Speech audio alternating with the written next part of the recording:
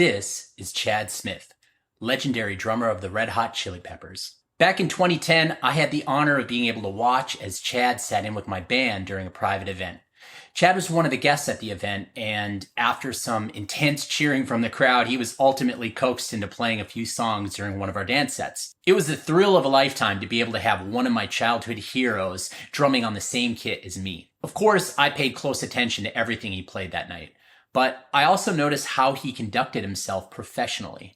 He was gracious and kind to all of us, and he played his butt off. Today, I would like to share with you 3 of my takeaways from that incredible night. The first thing I noticed was his sound. We were using backline for this event, and unfortunately, the quality of the kit was very low. Essentially, we were using budget drums and cymbals, but despite the poor quality of the instrument, Chad was still able to make the kit sound like $1,000,000. How, you might ask? Here's what I noticed. He used what's called interdynamics. Dynamics in drumming simply refer to the overall volume of the part that you're playing. But interdynamics involve more advanced coordination where you can literally control the dynamic of each limb within the context of a groove. Chad did this by playing the bass drum slightly louder than the snare and mostly relying on the better sounding parts of the kit and avoiding the bad sounding parts of the kit. The snare was super ringy, so Chad would play big rim shots, almost choking the drum to reduce the ringy overtones, and then he would play ghost notes in the center of the drum rather than towards the edge. He used the crash as a powerful accent at times, but didn't overdo it. The ride cymbal was pretty clangy, as is typical with budget cymbals, so he opted to play more toward the bell for a bright, articulate sound. This is all happening subconsciously by feel. The bottom line is, gear doesn't matter. As a traveling drummer, it's not always possible to bring your kit, and relying on backline can create all sorts of nightmares for drummers. Rely on your taste and technique to coax great sounds out of any kit, and use the opportunity as a challenge to try and make great music, no matter the circumstance. The next thing I noticed about Chad's playing was that he played with authority, and his confidence brought the energy of the band way up.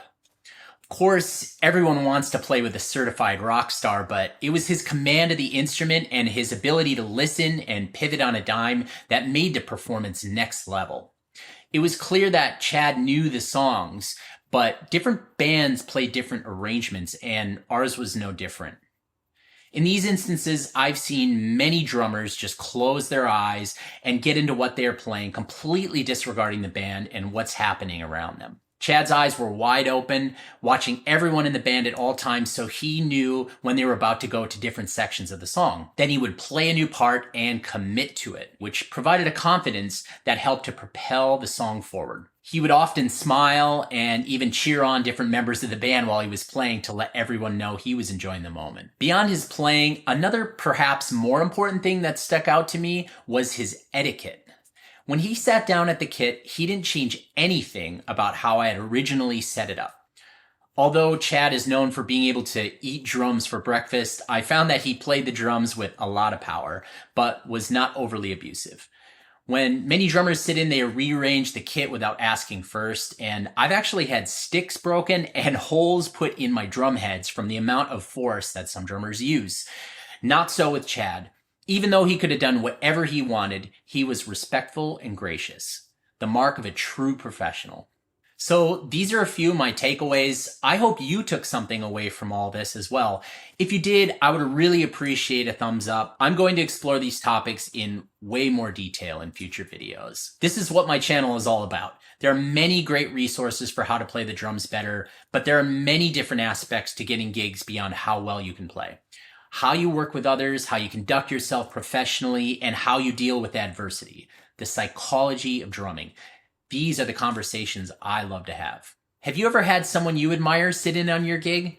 If so, let me know in the comments. Also, I've created a drum set tuning guide PDF loaded with my best tips and tricks for achieving great sounding drums.